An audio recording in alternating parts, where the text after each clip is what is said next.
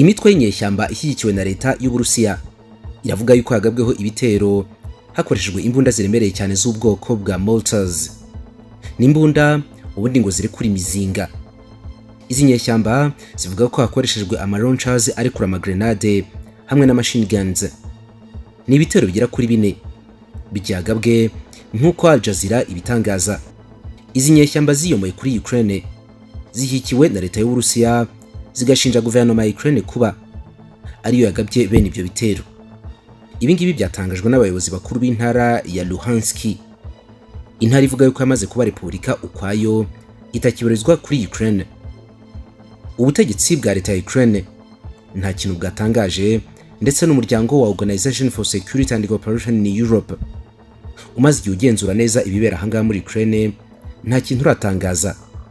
Ibitero nk'ibi ngibi byakunze kuba mu myaka 8 ishize, gusa kuri inshuro byo birahuzwa n'umwuka mubi ukomeje kwaduka mu burasirazuba bw'isi, cyane cyane hagati ya Ukraine n'Uburusiya. Ari gutya ibintu bimeze, byaba byumvikana yuko uruhande rwa Ukraine rwashotoye uruhande rw'Uburusiya kubera yuko izi nyeshyamba n'abambari b'Uburusiya.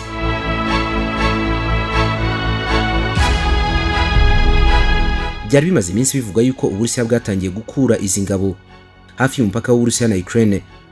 Ubungubu leta zunze ubumwe za Amerika ziravuga yuko icyo ngicyo ari ikinyoma cyambaye ubusa, ko nta basirikare bigeze bavanwa ku mipaka, ndetse ahubwo kuri Amerika ikavuga yuko Uburusiya bwongereye ingabo hafi y'umupaka kurusha izari zihari imbere. Ni ingabo zivuga yuko arizo kurwana mu bitero Uburusiya bushobora kugaba kuri Ukraine. Mu masaha make yashize Uburusiya bwatangaje ko hari abandi basirikare benshi bakuwe mu mwigimbakirwa wa Crimea bagasubizwa mu birindiro byabo bisanzwe nyuma yo kurangiza imyitozo ya gisirikare yaberaga kuri ubu butaka. Televiziyo yo mu Burusiya yerekanye ingabo z'iki gihugu zambuka ikiraro gihuza Crimea n'ubundi butaka bwo hakurya mu Burusiya. Hagaragaye kandi tanks na za burende za gisirikare by'Uburusiya nyine bitwawe na gari ya moshe. Ibi nabyo byasubizwaga mu birometero 1000 usubira inyuma. Ku rundi ruhande ariko ntabwo OTAN iri kwemera iby'Uburusiya burimo gukora. Baravuga ko ingiyi ari imitwe, cyangwa se bakabajyana abasirikare bamwe bakazana abandi. Iby'Uburusiya buri gutangaza bari kubifata nk'amayeri yo gukomeza gushaka impamvu yaba imbarutso y'intambara yo kwinjira muri Ukraine.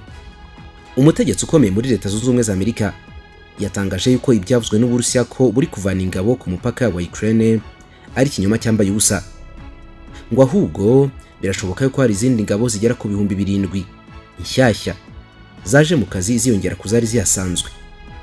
Uyu mutegetsi yavuze yuko kandi igihe icyo ari cyo cyose Uburusiya bushobora gutangaza intambara nyuma yo kubona nk'urwitwazo rwaba impamvu yo kurasa kuri Ukraine. Umunsi byari byitezwe yuko Uburusiya bwagaba ibitero kuri Ukraine hari kuwa gatatu, ariko byarangiye ibitero bitabaye. Ku rundi ruhande ariko ubutegetsi bwa Moscow buvuga yuko buri gukura ingabo zabo ku mpaka wa Ukraine nyuma yo kurangiza imyitozo ya gisirikare. Gusa abategetsi mu bihugu byo mu burengerazuba bw'isi baravuga yuko nta bihamya bigaragara kuri ibi bikorwa Uburusiya buvuga yuko buri gukora. Ibiro bya chancelier y'Ubudage bwana Olaf Scholz biravuga yuko we na perezida wa Amerika Joe Biden bavuganye kuri telefone ku munsi wa gatatu, bakumvikana yuko Uburusiya bugomba gutera intambwe nyayo iyo kureka intambara. Uburusiya bwakomeje guhakana imigambi yo gutera Ukraine, nubwo ngo bwashyize ingabo zirenga 100,000 ku mupaka ubihuza, ariko ngo nta gahunda yo gutera ihari. Ibi ngibi nibyo bitera impungenge ibihugu byo muri OTAN byose ko intambara hagati y'Uburusiya na Ukraine ishobora kwaduka.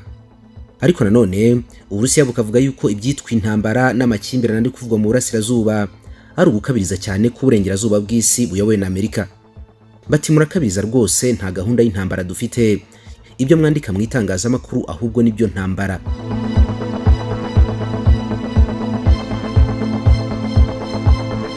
Itariki 16 z'ukwezi kwa kabiri 2022 ubwo hari kwa gatatu, Minisitiri w'ingabo w'Uburusiya yatangaje amashusho yerekana ibifaru byabo biri kuva mu mwigimbakirwa wa Crimea aho Uburusiya bwatwaye mu 2014. Ariko umwe mu bategetsi bakuru muri White House avuga yuko izindi ngabo 1000 zongeye kugera muri aka gace zigasa naho zisimbuye za zindi bivuga yuko zahavanywe. Avugana n'umunyamakuru Uyu mutegetsi yavuze ko hari ugushidikanya gukomeye cyane ku bivugwa ku Burusiya bwaravanye ingabo ku mpaka wa Ukraine. Uyu nguyu yavuze yuko buri wese yakurikiye ibyo bavuze, yaba Amerika n'ahandi ku isi, gusa ngo ikizwi neza nuko ari ikinyoma cyambaye ubusa. Ibi ngibi bije nyuma y'amasaha make ya Perezida wa Ukraine Volodymyr Zelensky avuze yuko nabo nta kimenyetso na kimwe abona cy'uko hari ingabo zacyuwe. Ati ibi ngibi ndabyumva gusa. Yavuze ibyo ngibyo mu gihe ku munsi wa gatatu nyine Ukraine yarimo yizihiza umunsi bise umunsi w'ubumwe bw'igihugu cyose. Bwana Zelensky uyu munsi yawugize ikiruhuko mu gihugu hose, ngube umunsi witwa uwo gukunda igihugu nyuma y'amakuru y'ubutasi bwa Leta Zunze Ubumwe za Amerika yavugaga yuko Uburusiya bushobora gutera igitero muri Ukraine kuri uwo munsi. Vladimir Putin w'Uburusiya yemeza yuko icyo ashaka ari ukwizezwa n'ibimenyetso yuko Ukraine itazakandagira mu ishyirahamwe n'ubufatanye bwa gisirikare bwo gutabarana hagati ya Pacifique, Amerika ya ruguru n'Uburayi, OTAN. Impamvu Putin ngo akomeye cyane kuri iki cyemezo nuko abona OTAN yagukiye muri ibyo bihugu bya Ukraine ngo ko abura kubangamira bikomeye cyane umutekano w'Uburusiya. Gusa ibihugu bigize OTAN byo ntabwo bikozwa ubusabe bw'Uburusiya. Mu ntangiriro z'icyumweru, ubwo ni kuwa kabiri, Perezida Vladimir Putin w'Uburusiya yavuze yuko badashaka intambara rwose, ariko asaba yuko byo kwinjira muri OTAN kwa Ukraine nayo yabihagarika, ibintu bigahagarira aho ngaho. OTAN ubu ngubu biri muri gahunda yo gushinga ibindi birindiro byinshi cyane mu gice cy'uburasirazuba bushyira amajyepfo y'Uburayi mu rwego rwo guhamya umutekano, nk'uko umunyamabanga mukuru wa OTAN General James Stoltenberg abivuga. Kuwa kabiri, General Jens Stoltenberg yatangarije abaminisitiri b'ingabo mu bihugu bigize OTAN ko biyemeje gushyiraho uburyo bukomeye cyane bwo gushimangira umutekano n'ubwirinzi wa OTAN. Ubwo buryo burimo gushyiraho imitwe mishya y'abasirikare bagahabwa ibirindiro bitandukanye rwagati mu Burayi no burasirazuba. Yongeyeho yuko abakomando ba gisirikare muri OTAN aribo bahawe inshingano zo gutegura neza uyu mugambi wo gushinga indi mitwe yo gukomeza ubwirinzi bwa OTAN, bakazatanga raporo mu minsi iri imbere y'uburyo bigomba gukorwamo. Ibiro ntaramakuru by'Abanyamerika Associated Press byanavuze yuko ahubwo leta y'Uburusiya iri gutanga ubwenegihugu ku banya-Ukraine bari mu bice by'uburasirazuba biri mu maboko y'inyeshyamba. Ni inyeshyamba zishyigikiwe n'Uburusiya. Abo baturage ngo bari no guhabwa passport z'Uburusiya. Ibi ngibi igihugu cya Ukraine kiri kubifata nk'uburyo bw'Uburusiya bwo gushaka kwagurira imbaraga zabwo muri aka karere. Uretse kandi izi nzira zoroshye cyane Uburusiya buri gukoresha mu kwigarurira abanya-Ukraine bo mu burasirazuba mu bice bya Donetsk na Luhansk, Uburusiya ngo buri kwemerera abaturage bo muri ibi bice kuba abanyamuryango bashya b'ishyaka riri ku butegetsi mu Burusiya, ndetse n'ibindi byinshi bashobora kugenerwa. Ubu ngo n'abaturage bari kwibere rwose. Ikigamijwe ni ukugira ngo Uburusiya butsimbataze imbaraga zabwo muri kariya gace, abaturage babwiyumvemo. Mu cyumweru gishize, Minisitiri w'Ububanyi n'Amahanga muri Ukraine ni Dmytro Kuleba yasabye umuryango w'ubumwe bw'Uburayi gushyiriraho Uburusiya ibihano bikarishye kubera ibikorwa byabwo byo guha abaturage ba Ukraine impapuro z'inzira cyangwa passport mu buryo bunyuranyije n'amategeko.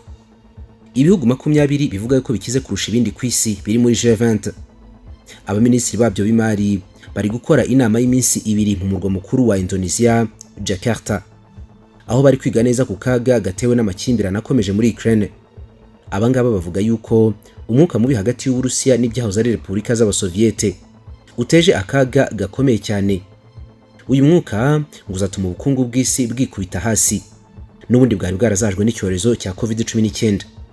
Perezida wa Indonesia Joko Widodo muri iyi nama yavuze yuko uyu nguyu utakabaye umwanya wo gushyamirana no gushondana, kubera yuko n'ubundi ibihugu bisanzwe byarahungabanye cyane kubera icyorezo. Avuga yuko hari umwanya wo gushyira hamwe abantu bakazamura ubukungu bw'isi. Yongeyeho yuko impande zombi zikwiye gushyira hasi ubushotoranyi n'intwaro byaba ngombwa zigashyirwa hasi.